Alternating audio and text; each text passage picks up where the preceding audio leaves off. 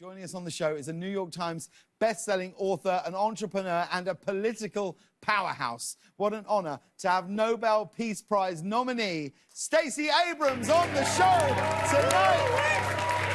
Stacey, how are you? I'm doing quite well, thank you. How are you? I'm so excited to talk to you. I'm so happy that you're here. Where are you zooming in from right now? I'm zooming in from Atlanta, Georgia. Okay, from my home. I mean, let's talk about this past 12 months, because I cannot think of a person who has worked harder for the Democratic Party than you this past year. Have you had a chance to take a break? Because I really feel like you deserve one. I actually did get to take a week's vacation a few weeks ago, and it was marvelous.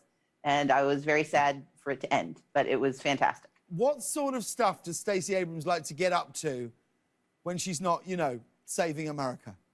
Well, this is not sucking up, but one thing I did was start at the beginning of the reboot of Doctor Who and got to enjoy two of my favorite episodes with you. Oh, and I read some books. Look at this. Yeah. Oh, that's amazing. Oh, I'll tell Matt, he'll be over the moon. Now, because I didn't know this about you, Stacey. You graduated Spelman College with a minor degree in theatre, which is why I always knew we'd get along. What sort of plays and musicals were you doing? Did you ever consider a career as an actress? Well, I actually went to a performing arts high school my last 2 years of school and did acting, lighting design, and a little bit of directing. And then I starred in the spring play at Spelman with Spelman and Morehouse.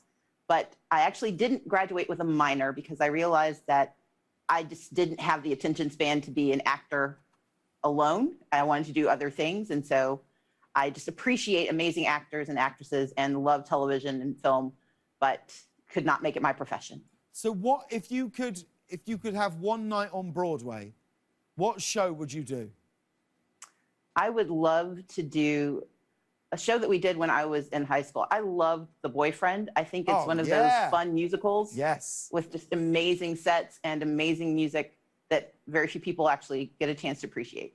I think we could get that on for one night. Do you think, gang? There you go. Stacey Abrams in The Boyfriend would absolutely sell out. Now, Stacey, obviously in 2020, everybody, all of us, everyone was paying attention to politics. It felt very zoned in on the election.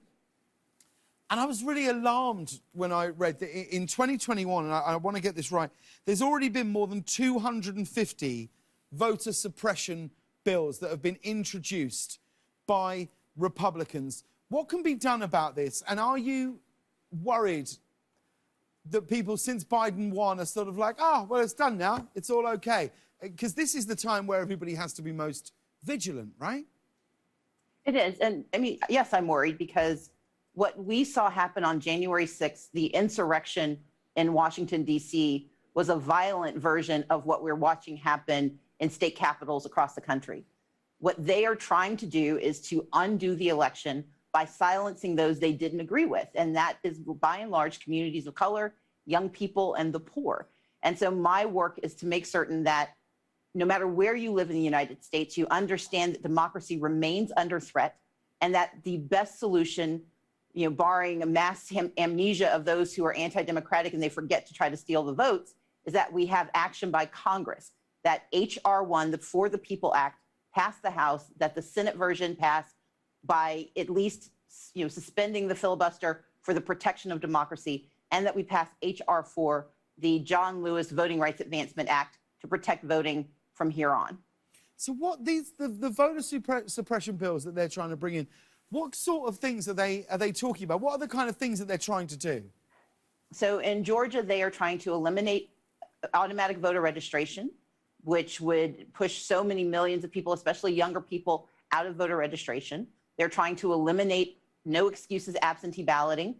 That means that if you needed to vote by mail, or let's say a pandemic, that you have to have an excuse of being elderly, being in the military, or being disabled in order to use absentee balloting.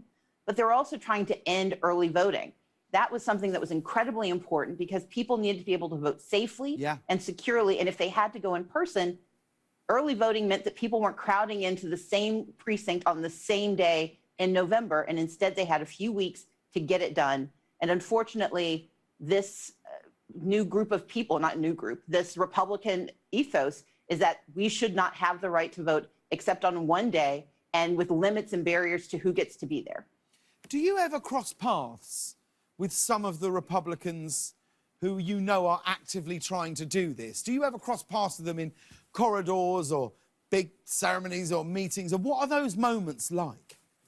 Well, I don't go outside right now. Sure. But during my time in the legislature, I fought many of these bills.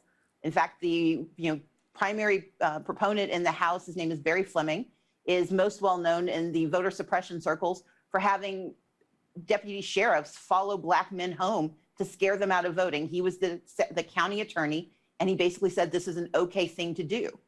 He has been proposing limits and restrictions on voting for as long as I've known him, and it is a hard thing to work with someone who does not believe that your community should be heard in the democratic process. So how do you stay dignified in those moments? Well, you remember that you have to live to fight another day. I always focus on the fight and not the person. I use, profane language in my head, but not out loud. But more than anything, I remember that the point of this is not so any one person can win an election. It's about building a system that allows every eligible voter to be heard. And that requires patience.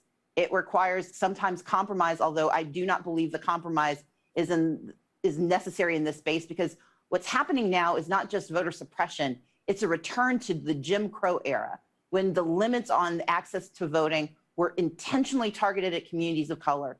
And what's happening in Georgia is happening in Arizona to Latino and Native Americans. It's happening in New Hampshire to young voters. It's happening across the country. And it is antithetical to who we say we are as a nation. And so I don't have the luxury of getting angry. I have the responsibility to be determined and to focus on fixing these problems.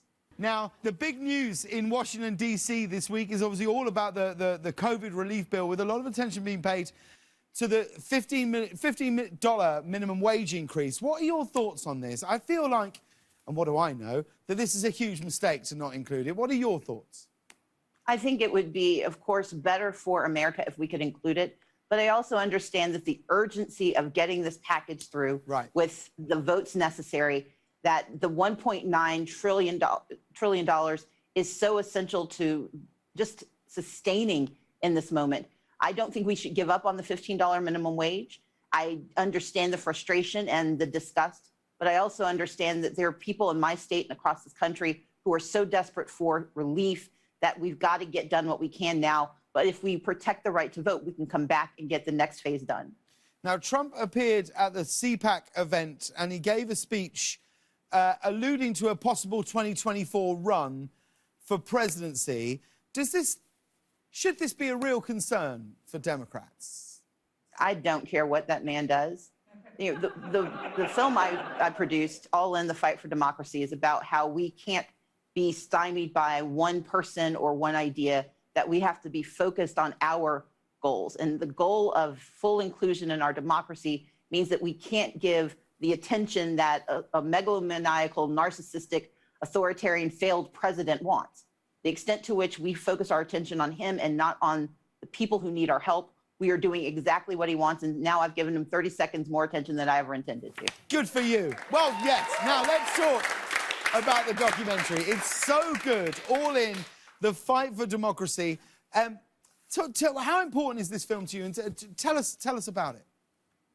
So this is a documentary that I co-produced starting in 2019. It came out in 2020 in September.